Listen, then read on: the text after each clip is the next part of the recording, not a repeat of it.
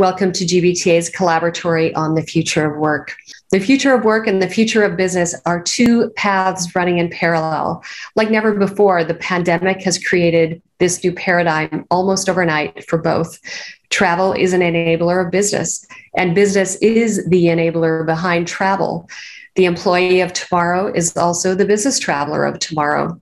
So whether it's navigating the shifts and moving to a hybrid remote work model, or managing business travel for newly converted 100% remote companies, or figuring out the evolving role of the travel manager, or the still present dilemma of companies deciding who, when, and how employees should be returning to the workplace, all of these will require new ways of thinking and managing change for what's next. We ran a survey across 1,200 companies.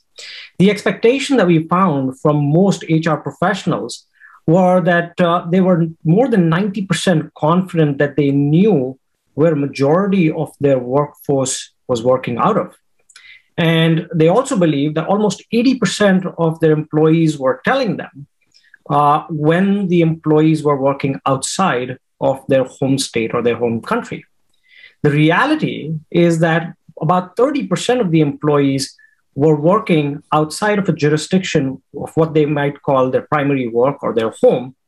And only a third of the employees were said that we are actually reporting that we are working out of our default jurisdiction. I think it's just very vital that we highlight again the importance of making sure your organization actually has a policy in place. I think what we saw at the beginning and what we are continuing to see as the pandemic takes on different forms is that a lot of our clients simply did not have a policy. Now 70 plus countries have nomad visas, whereas pre-COVID, there were maybe only about 5.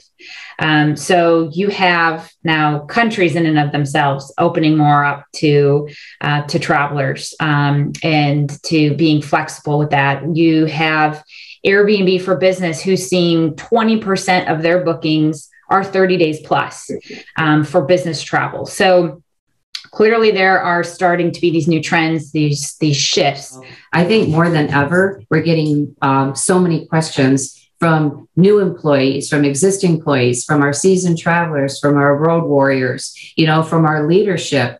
A lot of people are now pointing to us as direction. We've always had a really good position within the company, but at the same time, it's becoming more and more critical because it's a business that is a necessity from an interface perspective.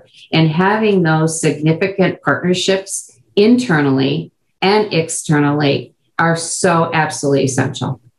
We get this thing on our phone. It's dual authentication, right? And you have to click it and it lets you into your computer to make sure it's really you. We use that data and we look to see where people were. And last November, and we almost died. We had people that were in Indonesia for a year. It was crazy. And then we're like, oh my gosh. So that's how we realized that we really better get ahead rather than be proactive rather than reactive.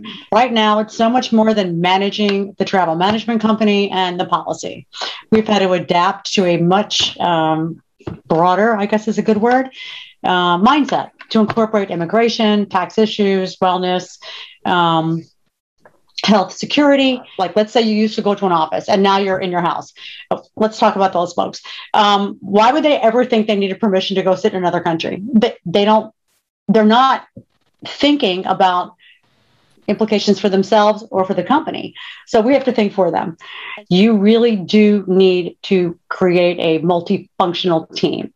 You have to grab people from HR. You have to grab people from all those departments we talked about and get in front of the C-suite and get in front of the CEO. It was a hard sell for the CEO, but this is the time for a travel manager to raise their hand and make a huge difference in their company.